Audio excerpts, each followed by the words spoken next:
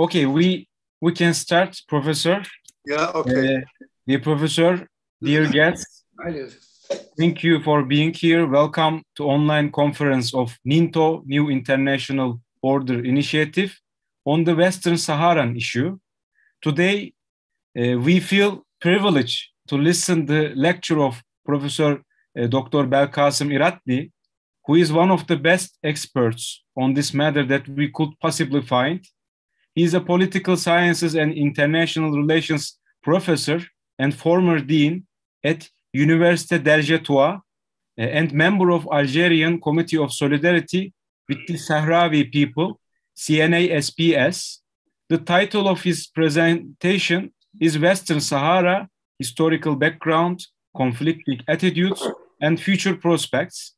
The Western Sahara issue is an important one for us because it is important for the unity of Africa, and we believe for overcoming the residues of colonialism and defeating the imperialist hegemony. It has been remained unsolved in the epochs of bipolar and unipolar world, but since we are now living in a multipolar world and progressing towards and building together a new international order, there arises new prospects to solve such decades-long conflicts and problems. We will seek answers to questions today, such as what is the historical background of Western Sahara issue? Who are the actors involved in the conflicts? What stages it has undertaken, past? How did the world powers react to problem? What was the famous UN, United Nations resolution about it? And finally, what are the current positions of countries that pushes for multipolarity, and what steps should be taken in the near future to solve the problem? I have now no doubt that Professor Dr. Iratli will inform us very well and broaden our horizon with regard to the matter. We will also have chance to ask our questions and continue discussion after the presentation. So without further ado, I'd like to give the floor to Professor Belkacem Iratli. We are ready to hear you, dear Professor. Please. So thank you very much. First of all, I would like to warmly thank the organizers of the new international initiative, or of the new international order initiative, for this kind invitation. I would like also, on behalf of the Algerian National Committee for the Solidarity with the Western Sahara, Western Sahara people, I am very pleased to present this conference on the Western Sahara, which is currently an issue of high importance.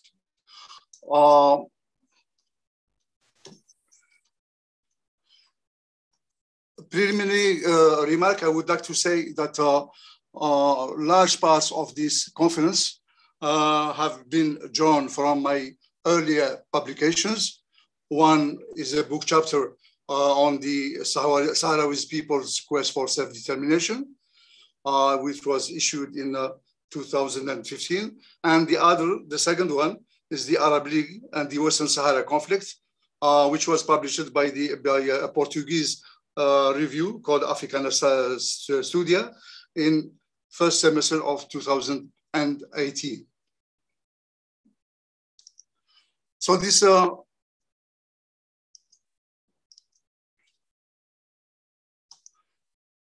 as a introduction, sorry, just I think I have a slight problem here. Yeah, okay. In the introduction, I would like to recall that the issue of the Western Sahara has been considered as Africa's last colony and one of the longest, most protracted conflicts in the history of the United Nations. I choose the terms of the American former State Secretary John Bolton, as paradoxical as it may appear, is that John Bolton supported the right of the Sahrawi people for self-determination, although he was considered as one of the hawks of the American administration, as well as one of the influential member of the new conservative trend in the United States.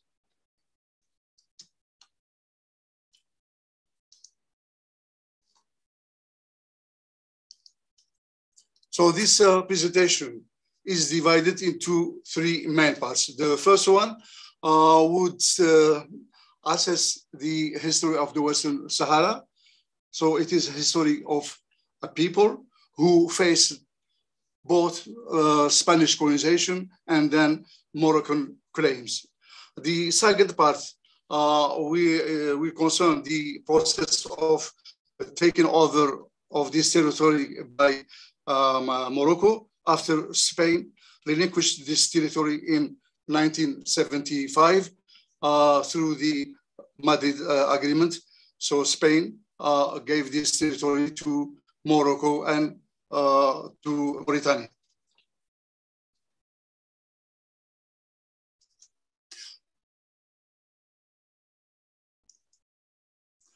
The third part will be related to the future of the Western Sahara in the light of the clashes between the Front Polisario and Moroccan forces, bringing this dispute to a war between the two belligerents in 2021-2022.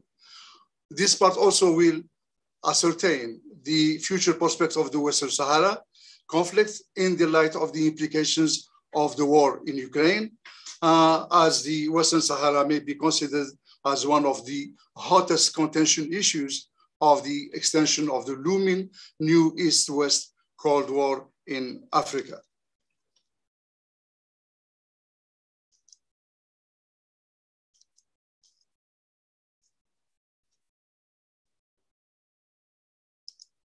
So we start with the first part, which is related to the Western Sahara under the colonization of Spain and as an object of Moroccan territorial irredentism.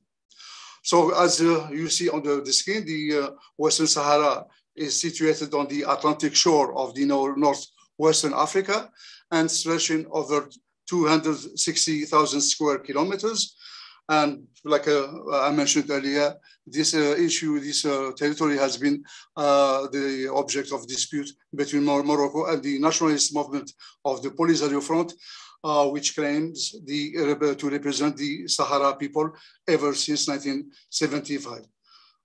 The map of Western Sahara shows the location of this territory, and as you see, it has an overture on the North Atlantic Ocean. And it is a link between the southern swaths of the Maghreb, Morocco, Algeria, towards the west, the Sahel through Mauritania. So it is a very valuable geostrategic location.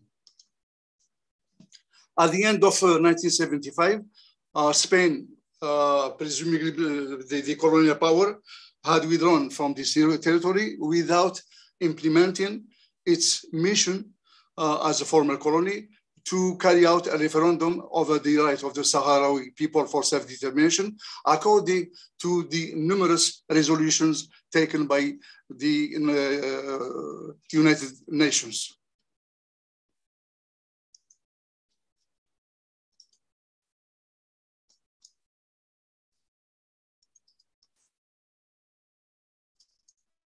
So like other North African countries, the Western Sahara was the object of the colonial scramble, and its population resisted repeating incursions of the powers and Moroccan expansion. At the end of the 19th century, the southern part of Morocco was still called a Bled Seba, which means a distant land without control. So a land without the Moroccan throne did not control.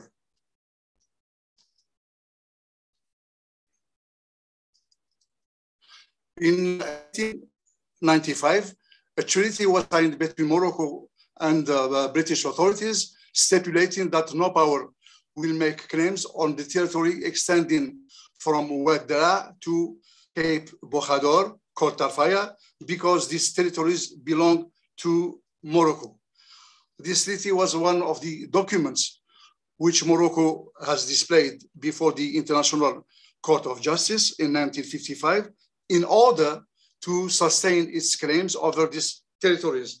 However, the ICJ estimated that the British diplomatic correspondence of that time indicated that the region of Cape Judy did not belong to Morocco, whose limits end at Wad Dara. So the International Court of Justice stated that by signing this treaty, the British authorities had only admitted the pretensions of the Moroccan Sultan over the southern parts of the Western Sahara and had not recognized Morocco's sovereignty over these territories.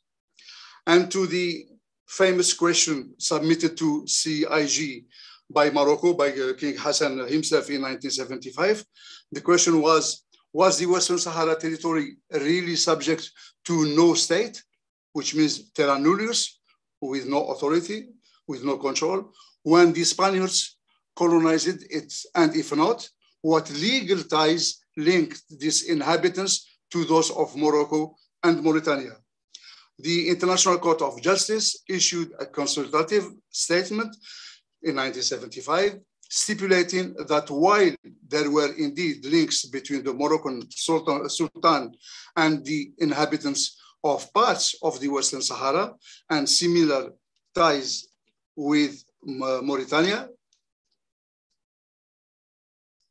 there were, however, ties of sovereignty of Morocco on the Western Sahara or Mauritania on the Western Sahara.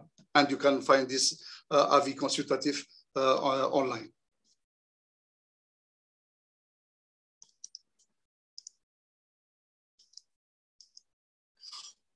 So the first stage of the Spanish protectorate over the Western Sahara were confronted with unrest and with popular uprising carried out by local Sahrawi tribes, the Oulad Dilim, for instance, in several periods like you see. And on June 27th, 1900, France and Spain signed the Paris Treaty, which delimited the frontier between Rio de Oro, then under Spanish domination, and Mauritania, which was a French colony at that time. The Paris Convention fixed the borders of Sagia al-Hamra and Cape Judy, southern Spanish Morocco, on October 4th, 1904, sorry.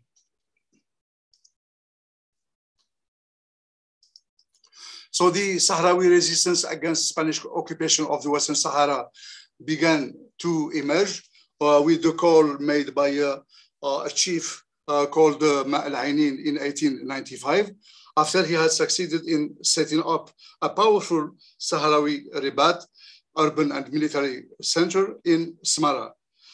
But the resistance of this Sahrawi chief ended with the defeat of his troops in June 1910. But one of his sons, Ahmed al-Hiba, succeeded in extending his power over the Western Sahara. However, because of the powerful means of the Western occupiers, the resistance of the Sahrawi tended to fade away as the French succeeded in beating the Regiba tribes in 1934.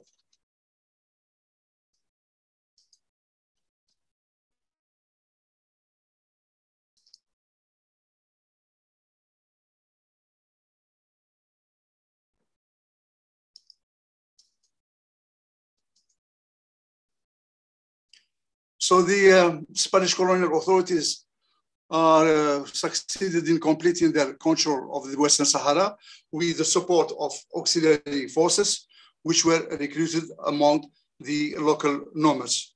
During the Second World War, Spanish authorities improved the social and economic conditions of the Western Sahara, and then they founded the Spanish Western Sahara, Saharan Africa in 1947, which included IFNI, the Tarfaya Band, Sagia al-Hamra, and Rio de Oro. After it gained independence in 1956, Morocco attempted to complete the project of what it called the Greater Morocco, following the design of Ali al-Fassi, the leader of the Nationalist Party Istiqlal. Ali al-Fassi disclosed a map which claimed a geographic configuration of Morocco, of Greater Morocco, enclosing and including territories from Mauritania down to the Senegal River, the Western Sahara, as well as large swaths of the Algerian territory. There was no doubt that the discovery of large phosphate deposits in 1947 and then lately in the 1960s explain the real motivations of Morocco's ambitions.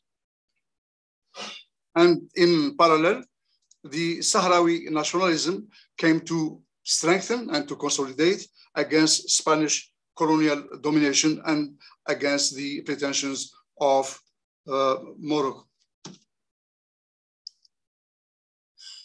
But the Sahrawi people resisted the colonial domination, although this resistance was quite sporadic from one time to another, but it has never ceased, as highlighted by the rebellions that occurred in 1957 and 1958.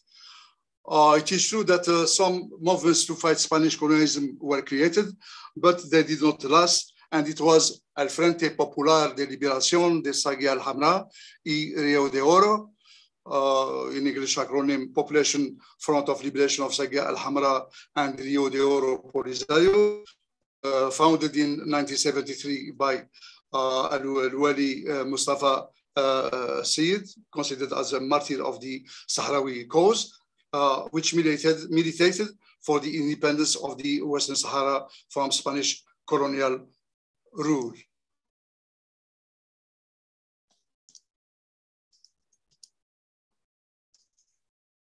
The second part, as you see on the screen, is related to the process of the taken over of Western Sahara by Morocco and the resistance of the Sahrawi people. So when the winds of the colonization started to sweep the world in early 90s, the United Nations General Assembly adopted a resolution on December 17th, 1967, through which it invited Spain to immediately take measures leading to the independence of IFNI and the Western Sahara and engage negotiations over the sovereignty problems posed by these two territories. Until 1974, Morocco seemed to support these recommendations, being perhaps convinced that the outcome of the referendum would confirm its sovereignty over the Western Sahara territory. However, when news of an eventual withdrawal of Spain, which was called Operation Swallow, was disclosed, King Hassan of Morocco decided to take over this territory by launching the Green March with 350,000 participants to the Western Sahara on October 31st, 1974.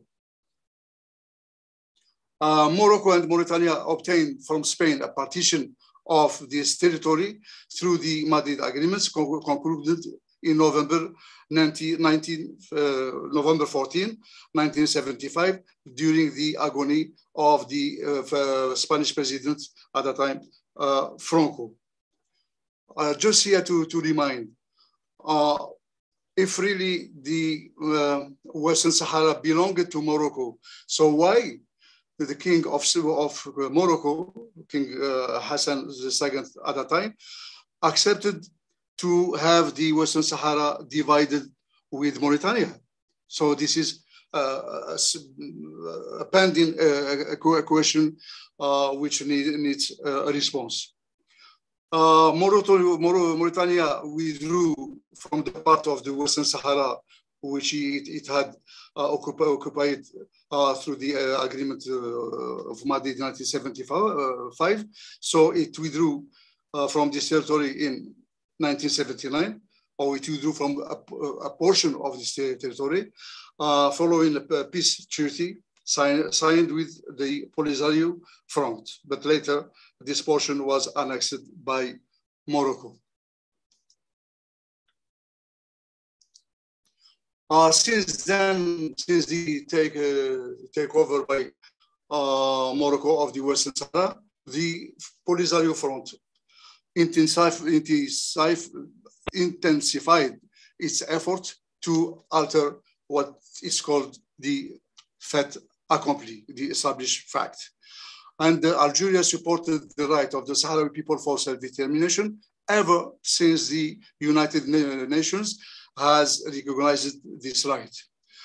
The approach of Algeria was in accordance with its sacrosanct ideological principle based on the commitment to achieve decolonization, and given Algeria's own experience as a past colony, as a past French colony, and its bitter struggle to regain its independence and national sovereignty.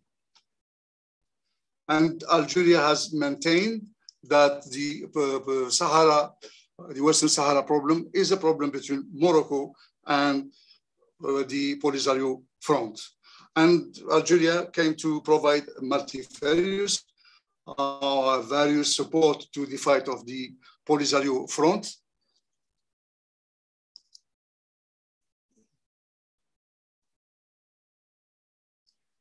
But Morocco, in order to preserve the useful Sahara it has conquered, it went on building 1,200 kilometer sand and stone wall called the Roboto by the Sahrawis, fortification, wide barbed wires, landmines, and sophisticated surveillance device in order to maintain its grip on the Western Sahara it has occupied. Meanwhile, thousands of Sahrawi refugees moved to live in remote desert camps situated near the southern Algerian border and being totally dependent on humanitarian aid. But the Polisario Front and Morocco accepted in August 1988 the joint settlement proposal, incepted by a joint task set up by the United Nations and the Organization of African Unity in 1988. And the Polisario Front declared a truce unilaterally, and King Hassan met a Sahrawi delegation in Marrakesh in January 1989.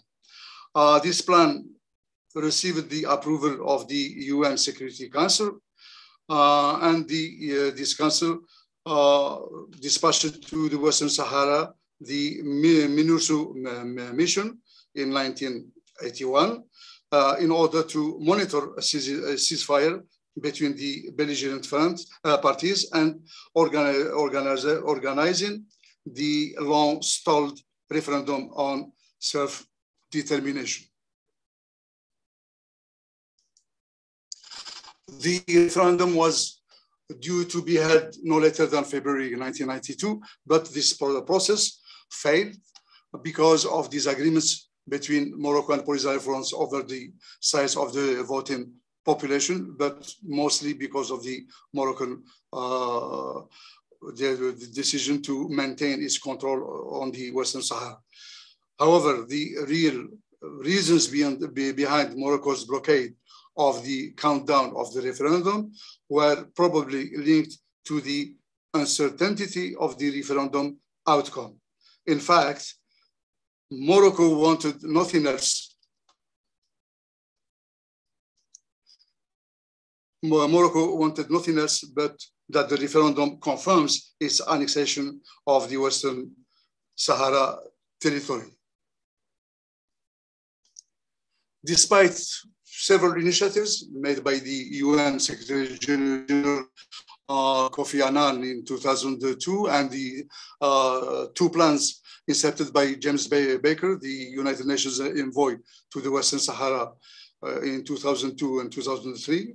And just to remind them that James Baker was the former secretary in the United States, as well as several meetings between Moroccan officials and Sahrawi representatives, which were held in the city of Manhasset, not far from New York, since 2007. But anyway, no progress has been made to implement the right of the Sahrawi people for self-determination. Instead, Morocco embarked upon promoting what is called the Autonomy Plan, which aimed at granting policy powers as well as administrative, economic, jurisdictional, social, and cultural prerogatives to the Sahrawi people residing in the occupied territory. However, the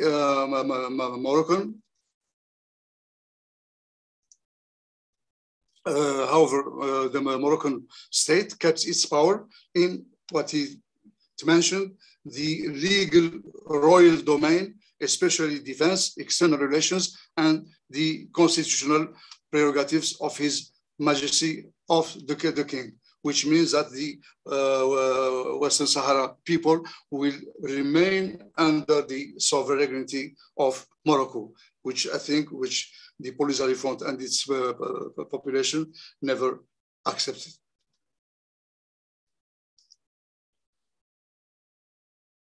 The Polisario Front went to establish its Arab Sahrawi Democratic Republic in 1976, which became a full member of the Organization of the African Unity in 1976, and in the African Union when it was created in 1999. A great number of states has recognized the Arab Sahrawi Democratic Republic, and other countries still adhere to UN resolutions supporting the Sahrawi cause.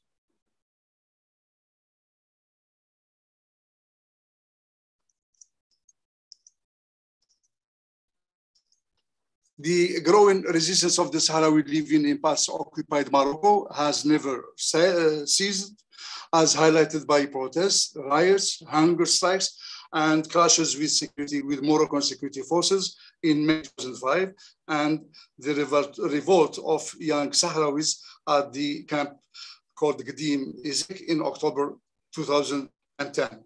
This unrest was regarded as a prelude to the so-called Arab Spring revolutions, and Noam Chomsky, the American radical scholar, considered this uprising as the real beginning of the Arab Spring, which he said did not begin in Tunisia, but in the Western Sahara territory. The last part will be dedicated to stress and assess the implications of the Ukraine-Russia crisis over the future of the Western Sahara. We start by saying that the Western Sahara has constituted a dilemma for the United Nations since it has not been resolved during the Cold War era, which witnessed the rise to independence of a great bulk of colonies all over the world and especially in Africa.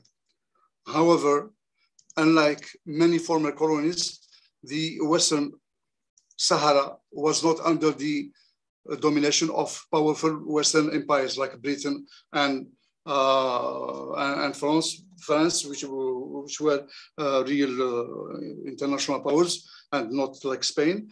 And unlike former Portuguese African colonies, the Western Sahara did not represent an important stake in the East-West rivalry at that time. And the result was that its decolonization process has not been completed.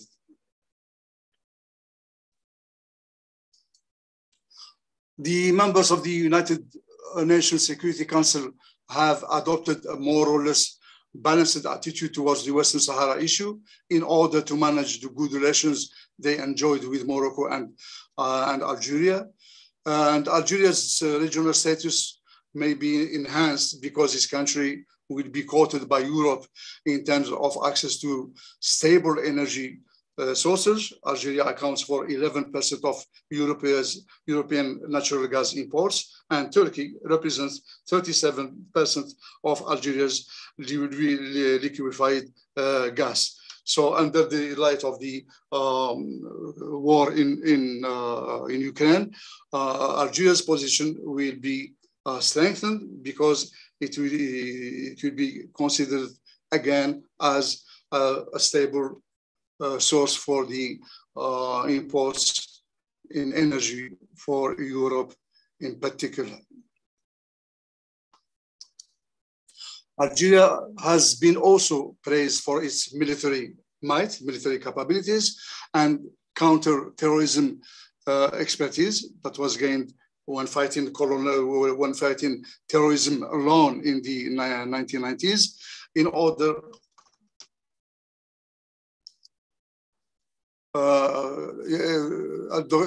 Algeria has been praised for its military might and counter-terrorism expertise to preserve stability in the Maghreb and in the Sahel region in the face of eventual consequences that may be generated by the civil war in Libya, the spread of terrorism, and transnational crime, illegal migration, smuggling of arms and drug trafficking, especially in the Sahara region.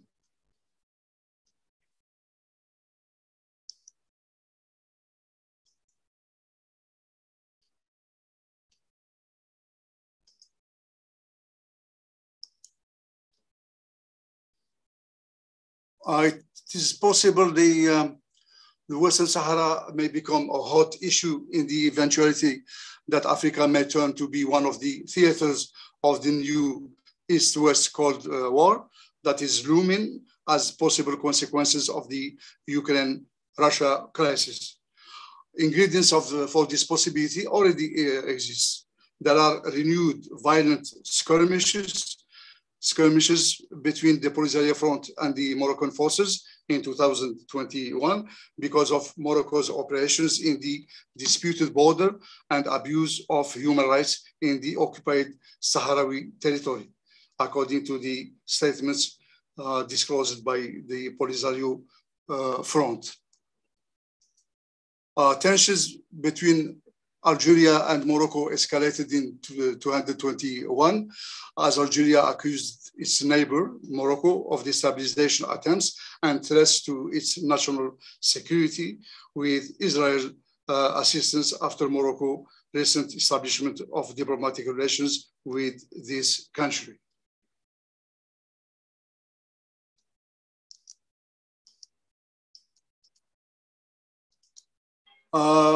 Both Russia and China, as members of the Security Council of the United Nations, may adopt a more supportive attitude to the right of the Western Sahara people for self-determination within the UN Security Council and increase pressure on Morocco, whose autonomy plan has received the support of Trump administration in December 2020. The United States, however, may not risk taking a backseat and a passive attitude in resolving the Western Sahara conflict, as an American strategist has pointed out, and I refer here to an American expert called Thomas Hale from the American Center of International Peace. If the current Biden administration seems to hesitate with regard reversing the decision of President Trump, it remains, however, not excluded that the United States may come to consider other options than those exclusively linked to support Morocco's autonomy plan in the Western Sahara. After the visit to Rabat of American State Secretary in late March 2022, the American State Department issued an communique, media press, which called Morocco's Autonomy Plan as one potential approach to satisfy the aspiration of the Western Sahara. As you may notice, it is regarded as one option, the Moroccan Autonomy Plan, just as one option, and this may be regarded as a significant nuance to an overt and crystal clear American support to Morocco's claims over the Western Sahara.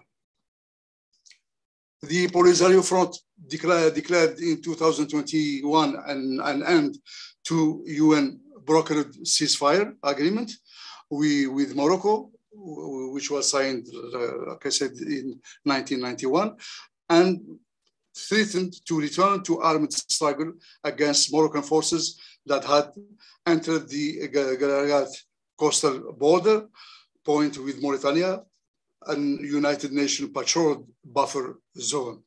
Rabat sought to disperse unarmed Sahrawi protesters, blocking the crossing point linking Morocco to sub-Saharan Africa.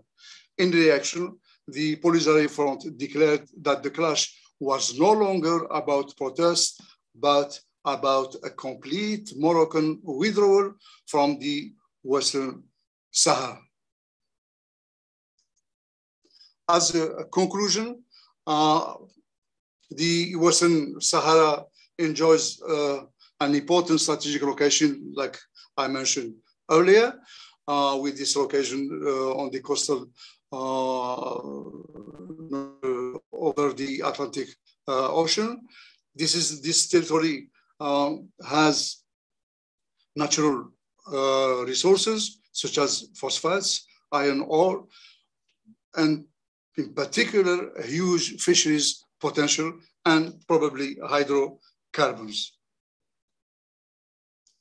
Its population is quite tiny, but has a large portion of dynamic and educated youth.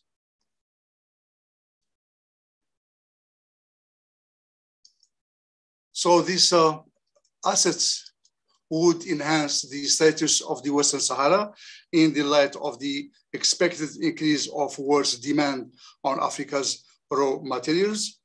And lately, an independent Western Sahara would undoubtedly reinforce stability, security, and cooperation in the Maghreb, as well as in the Sahara.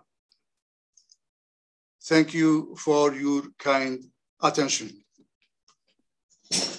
We thank you, Professor. Yeah. Thank you so much. Thank you. Cheers. Thank you. I stopped the share screen, so no worries about it. Oh, stop. Okay. Yeah. Thank you. It was very concise, very brief, and also rich presentation. Thank you so much. It was not so long, so boring. It was very, yeah, it was very intriguing, and I think we all were very informed. Thank you so much. Ama I think the connection is lost right now.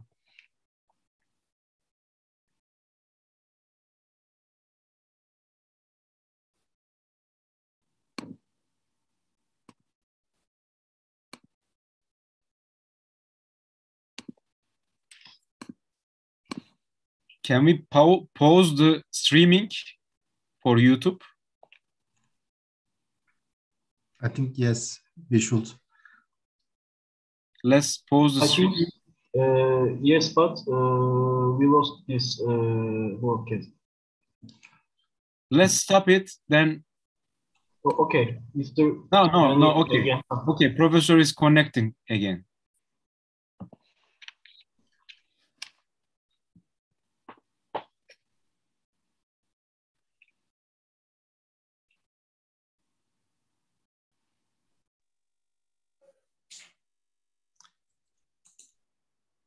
I would like to make a comment if Professor joins us. Yes, he is joining right now.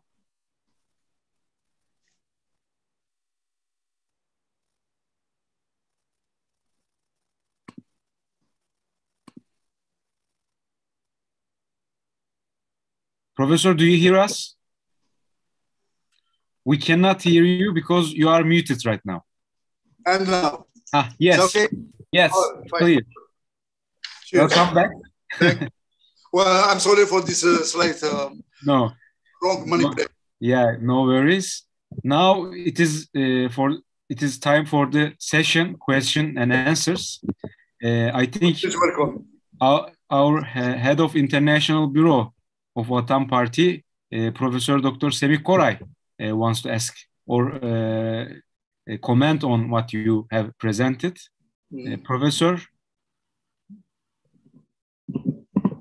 you are unmuted right now.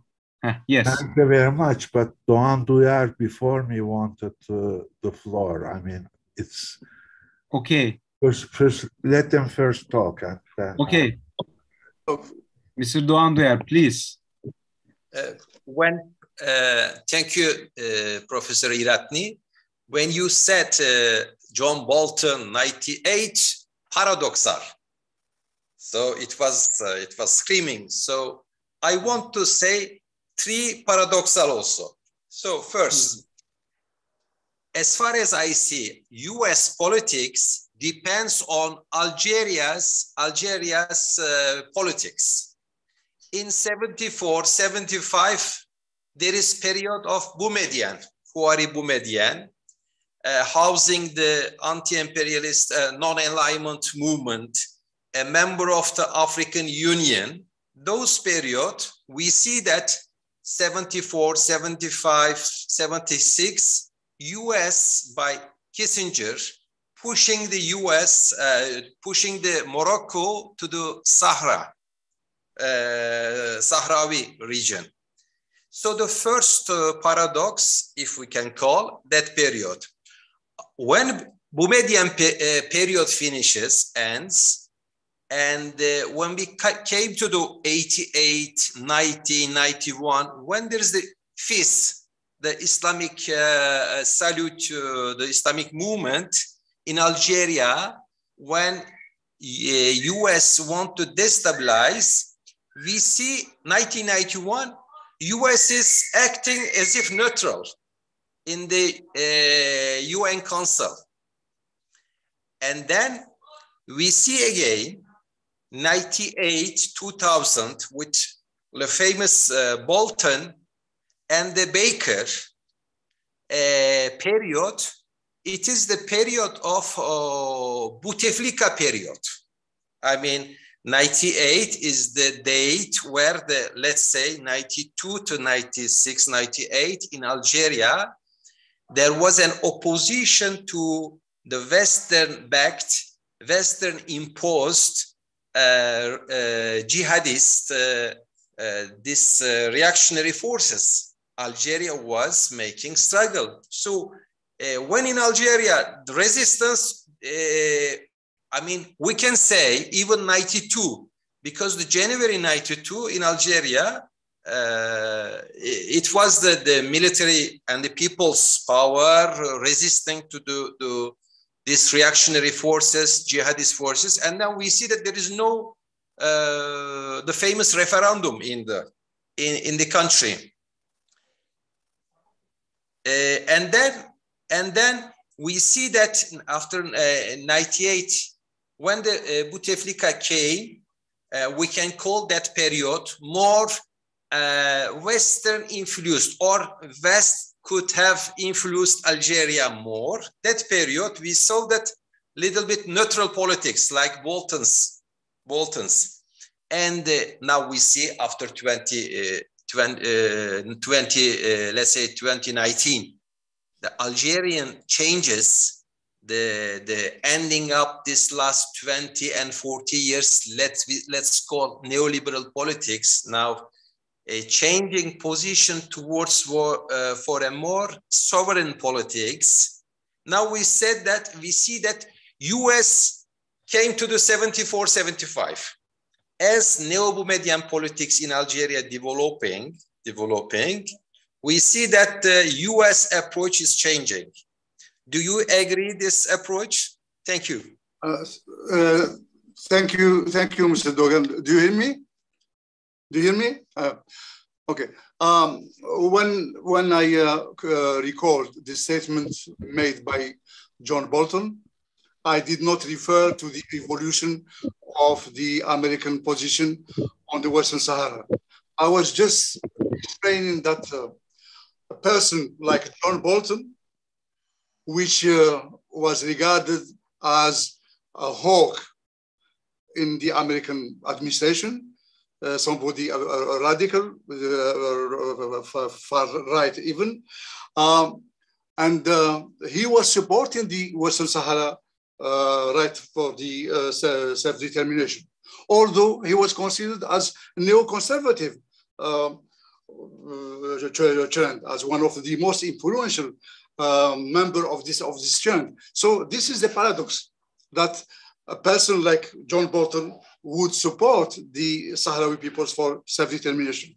Now, if we go back to explaining the evolution of America's policy towards the Western Sahara, of course, the United Nations has taken the kind of neutrality, like I said, because it wanted to manage its relations with Morocco, which it considers as an ally, as well as Algeria, which it considers as an important partner in the Maghreb and even in the North Africa and the Middle East.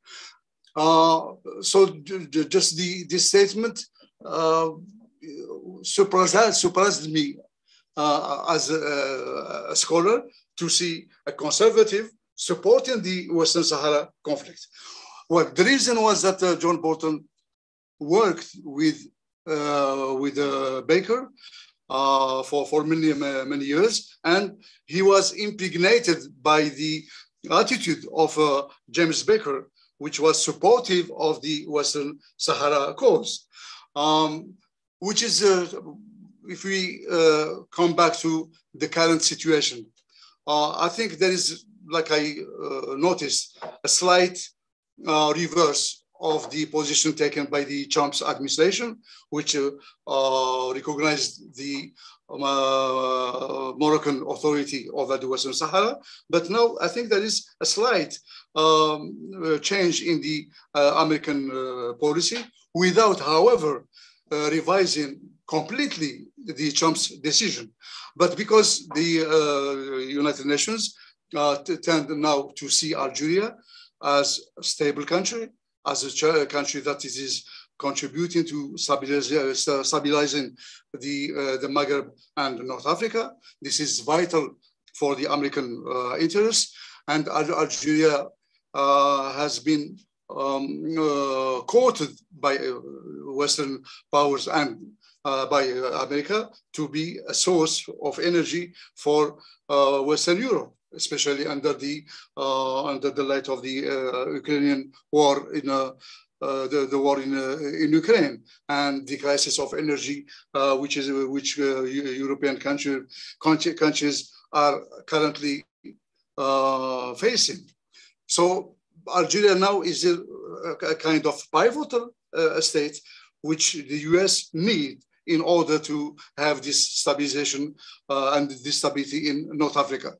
Of course, like I mentioned in other conferences, interventions, the USA is withdrawing more or less from North Africa, but still it has interest, especially maintaining stability. And in this stability in Africa and in North Africa in particular, the Americans regard the Algerian role as very, very important.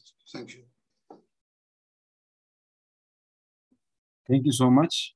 This was also one of my questions, and thank you, Mr. Doğan Duyar, to ask it.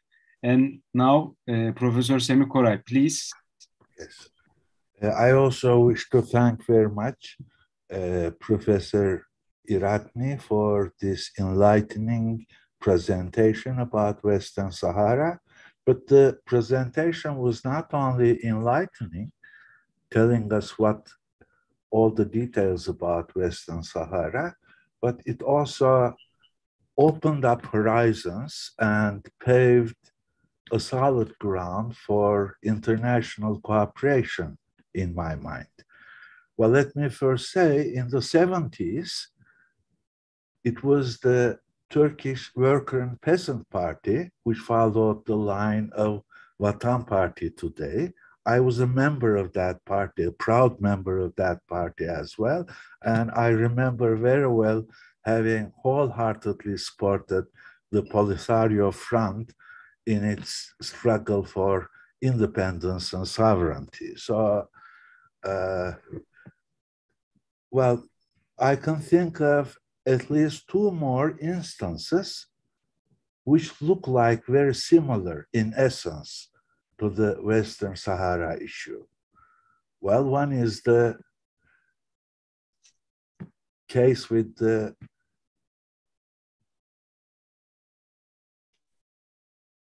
Turkish Republic of Northern Cyprus.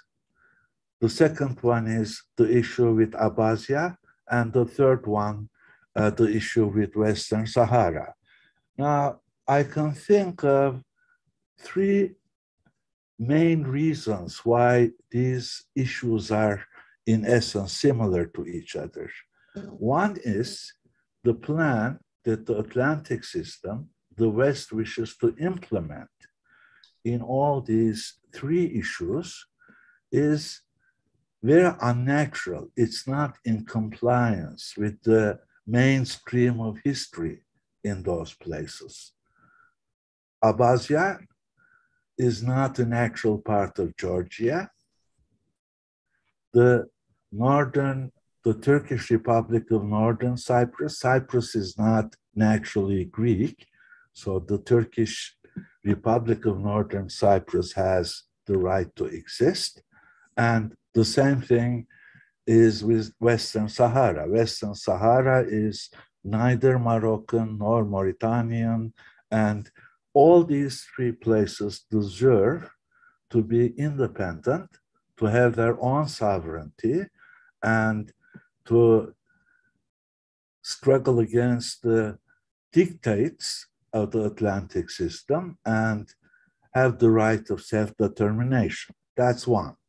So these are actually all three places where not only the people of those countries who live this issue, but it's a confrontation between the Atlantic system and the developing world in all those. The Atlantic system has proxies in all those three issues. It's Georgia in the Abkhazian case, it's Greece in the case of Cyprus, and it's Morocco in the case of Western Sahara. And there are also actors belonging to the developing world which very actively support the right of independence, self-determination, and sovereignty. Well, in the case of Western Sahara, it's Algeria. In the case of the Turkish Republic of Northern Cyprus, it's Turkey. And in the case of Abkhazia, it's Russia. So I think, well, we can, if there are other issues we can think of, well, we can actually organize to join the forces for self-determination and for the right of determining its own fate in all these three cases. I guess this would actually add to the power of each case separately. So what your presentation led me to think is that we could arrange first an informal meeting, a search meeting, to search what we can do jointly with the participation of representatives from Western Sahara, from the Northern from the Turkish Republic of Northern Cyprus and from Abkhazia, and then also representatives from Algeria, Turkey, and Russia. And while we could actually make a plan of implementation, well, it seems very important. Well, there are also some intermediate steps that we can, intermediate targets we can set. Well, as you said, in the case of Western Sahara, well, it could, an important intermediate step is to insist on the implementation of the United Nations resolution to hold the referendum for self-determination. In the case of Abkhazia or Cyprus, well, we could actually jointly struggle against the embargoes which are being applied, the sanctions which are being applied against those countries. And but we need to make a joint plan in order to mobilize. Well, to mobilize, that would help mobilizing forces in Turkey, forces in Russia, forces in Abkhazia and the Turkish Republic of Northern Cyprus to support the cause of Western Sahara, and mutually. So that will pave a mutual basis that would have an impact upon China's policies as well, on other countries in the developing world as well. And so I guess this actually opened up, your presentation opened up horizons and, as I said, paved a very solid ground on which we can promote what we can do in terms of international cooperation and solidarity. I mean, there are several things we can do, and if we can join those forces, that will actually help all the three causes being solved, being resolved, not only in favor of those particular countries or societies, but also in favor of the whole developing world as a front. Well, thank you very much again. Thank you for having widened the scope of my presentation with linking the issue of Western Sahara with the two other issues of Abkhazia and North Cyprus. This is, of course, just a prelude. My conference was dedicated to analyze the Western Sahara conflicts and give some prospects for the solution of these conflicts. Well, thank you for your kind words, and thank you for this wide perspective, which is in the heart of the confrontation between colonialist and neo-colonialist groups and forces with the third world forces on the other hand. So thank you. So what I can say, maybe we will, sorry. Sorry for this interruption. Maybe we will have other occasions to discuss all these prospects in the light of confrontation between East and West, and with the joining the forces in the Western hemisphere of the world. Thank you. Thank you so much. I'd like to ask one or two questions also. Please do. You mentioned that Western Sahara might be a new hotspot for the Cold War between East and West. And Professor Koray's question is, I think, related with this. Because the Ukrainian crisis, the Ukrainian war, I think, gave a lesson that now we are in the epoch that the arms speak. Arms are involved to solve the problems. And we face this fact, whether we like it or not. In the East Mediterranean, as Turkey in the northern Syria to defend the territorial integrity of Syria, Russia faced this fact, has to face up with this fact in the expansion of NATO eastward. Now, in Africa, we see that in the Mali case, the Mali revolution, and there we heard every day in the Western media the speculations and the accusations about Wagner, Russian private military company involvement. And I think this shows us an important point, that if we are to defend our causes, like the independence of Western Sahara, we need to gather, we need to establish a common front which retaliate the threats, like in the context that you presented, the new Cold War between East and West, the threats and risks coming from the Western Israeli axis in the Africa. So my first question is, what is West Sahara and Algeria perspective, the framework for establishing such a front? And my second question is historical. Like, I know you mentioned that in 1976, West Sahara has become full member of African Unity and 1990 African Union.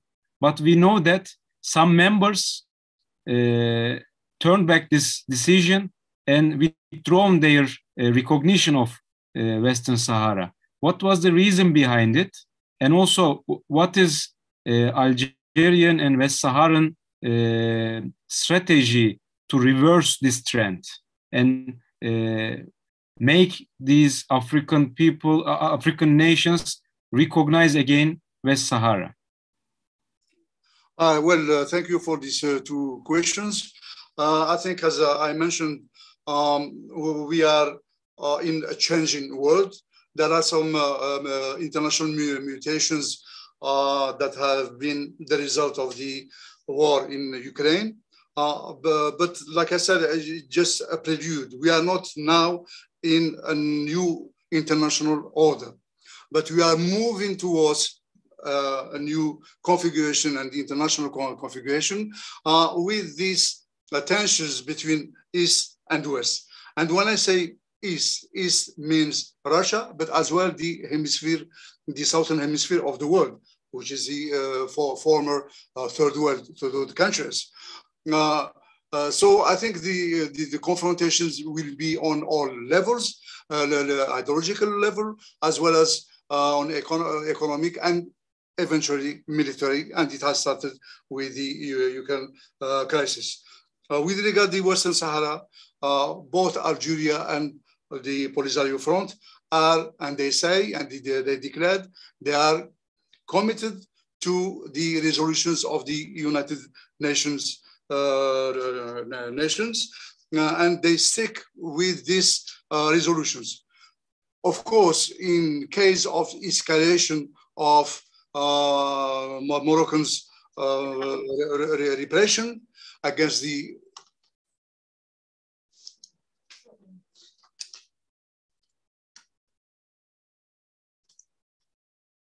We hear you well, Professor. Just a problem. So I think in case of the escalation of the Moroccan repression against the Sahrawi people in the occupied territory, especially the abuses of human rights, the Polisario Front may consider another option. And it has declared that it will resist the Moroccan colonialism and Moroccan oppression. With regard to your second question, when I said that the Sahrawi Democratic Republic, it was a full member of the organization of OAU and then of African Union, which replaced the OAU. The Sahara Democratic Republic has never been expelled from the African Union. Morocco tried to do, with the help of its allies within the African Union, especially liberal regimes in former French colonial empire. So Morocco tried to expel the Sahrawi Republic from the AU, but it did not succeed. It's true that some African countries have withdrawn their support to the Sahrawi Democratic Republic, but still this republic is a full member until now of the African Union.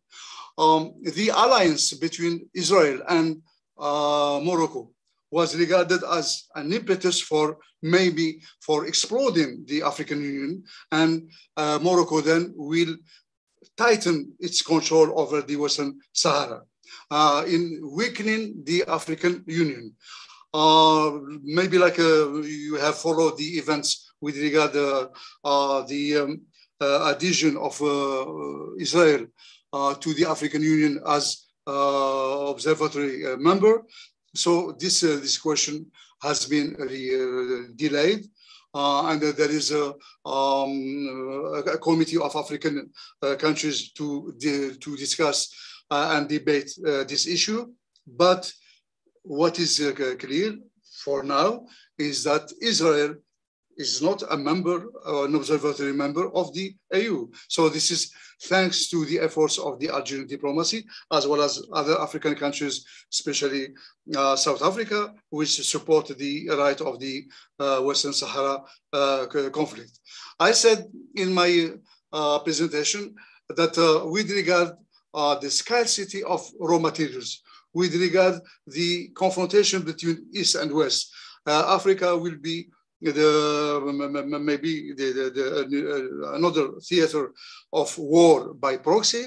And we see it now, like you have mentioned, with the case of Mali, with the intervention of between brackets with Russia, and as well what is happening in Libya. So there is this confrontation between East and West. And I think if there is no international consensus, if there are no efforts to reform the United Nations, with strengthening the Security Council, with enlarging the Security Council in order to make him more responsible for preserving peace and security in the world, but mainly and also in order to achieve the causations and the issues that have been mentioned. Thank you. Thank you so much. Is there any other question? Mr. Orçun Göktürk, I think. Yes, thank you. Yeah. Professor, thank you for this enlightening and informative presentation and your speech. We got a lot of information about an important issue that is not very well known in Turkey. Professor, if you will excuse me, I will ask a question on another subject. As you know, the president of Algeria, Mr. Abdülmecit Tebboune, came to Turkey last week, recently. And the relations between the two countries continue to develop. As you know, Turkey has important historical ties and diplomatic relations with many African countries besides Algeria. When we think in terms of Africa in general, can we say that the struggle for independence of states against imperialism is stronger than in the last century, 20th century? And how do you evaluate the relations of Turkey or also China and Russia with African countries? Thanks in advance. Thank you. Well, of course, Africa has been one of the hottest region with regard to confrontation, or it was considered as a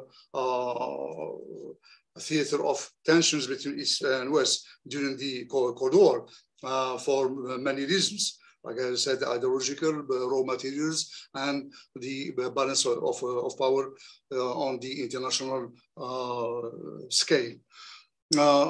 It is true actually that progressive forces and countries that do not accept the domination of the Western world. Of course, these countries can cooperate together. With regard to the relations between Algeria and Turkey, you mentioned this is our historical links, as well very good economic partnership between the two countries. And I think we have only to salute and praise this partnership and hope that it will strengthen more and more, and that it could be an alternative to other options. In the strategy of Algeria, Algeria has always privileged the diversification of its partners, whether on diplomatic, political, or economic issues, in order to preserve the sovereignty and the independence of the Algerian state. This is a cornerstone of the Algerian foreign policy. And Algeria will, I think, resist any pressure from foreign power to alter its sovereignty. And these efforts of Algeria in trying to find kind of balance between powers, kind of diversifying relations with several partners. So this, I think, will strengthen the position of Algeria to be stable, to be an exporting country of stability, and as well as to be a stable source for energy exports. Thank you. Mr. Adanakfrat, you'd like to ask another question, I think. Please. Professor Belkasim Iratni, thank you very much. I am listening you from Shanghai. I have a question. You mentioned in your presentation China and Russia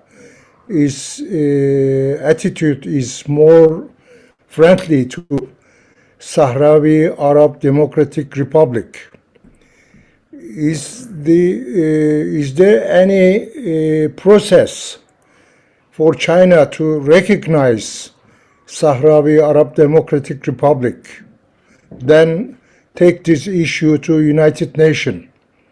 Is there any initiative to take the Chinese support on this issue? Thank you very much. Thank you. With all respect, I think you are better placed than me to answer this question because you are in Shanghai.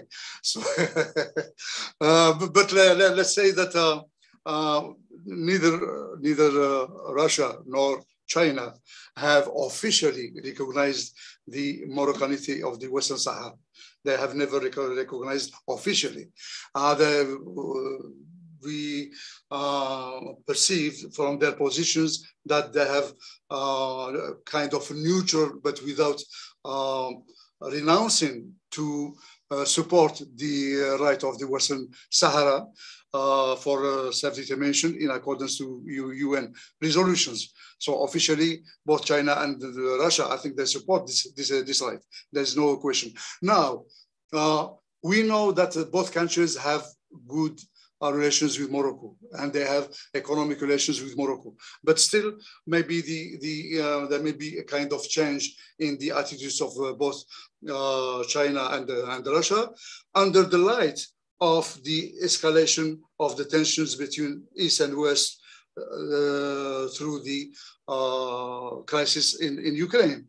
I think more the tensions between these two blocs and more the Western Sahara may profit from this situation and may gain the sympathy of both Russia and China. I think so. More the escalation in the northern hemisphere, and the more the Western Sahara may bear some fruits of this confrontation. And I think both China and Russia could play an effective role within the within the Security Council, because they have the veto right.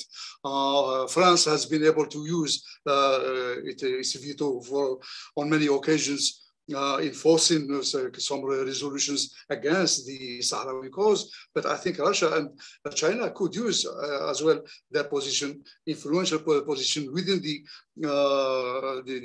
Council of the United Nations in the future. Thank you. Thank you.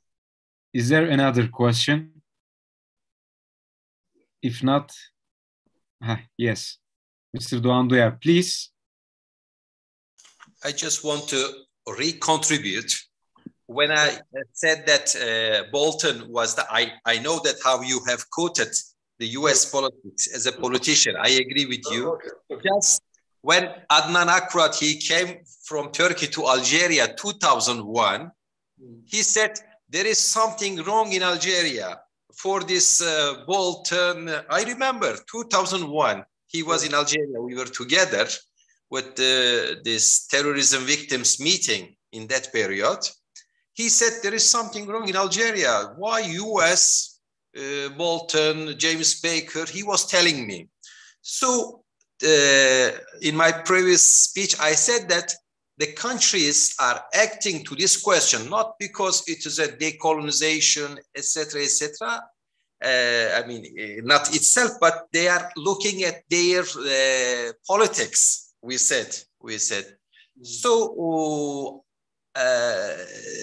what I want to emphasize, as Mr. Koray, he said, now the relation, now the question you said hot, it will became hottest. We are in this phase. And my comrades should, I will remind them, since 6 months, there is a war. From 1991 to November 2021, there was a ceasefire. But now ceasefire is over. There is a war there. And if we look at the question, it is like Karabakh.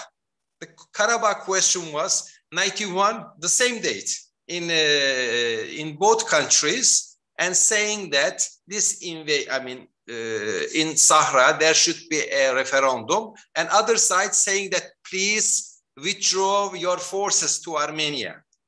Okay, but since 1991, these are the pending questions, lasting questions. I mean, they are staying there. No one, I mean, they don't want it to be solved. This is, this is the first point. The second point is now, since new international order is developing, as you said, it's a prelude opening in your speech. So that there is an uprising.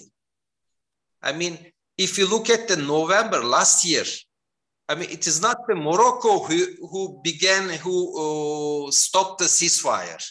The Sahrawi or Polisario movement began. So there is a revolt. So in this period, as Mr. Koray reminded, the cooperation is very important. Cooperation of the Russia, we can call it Abkhazia question, Abkhazia's independence, or participation of Turkey through the Cyprus and the Algeria. These countries should concentrate and should reinforce their positioning. And I want to finally say that we are facing the same problem as Algeria. Last year, we had the fires in the forest in Algeria. In Turkey, we had the same thing. It was a new type of spatial war, we said. So the new international order, not only developing, also facing the same kind of the attacks from the Western side.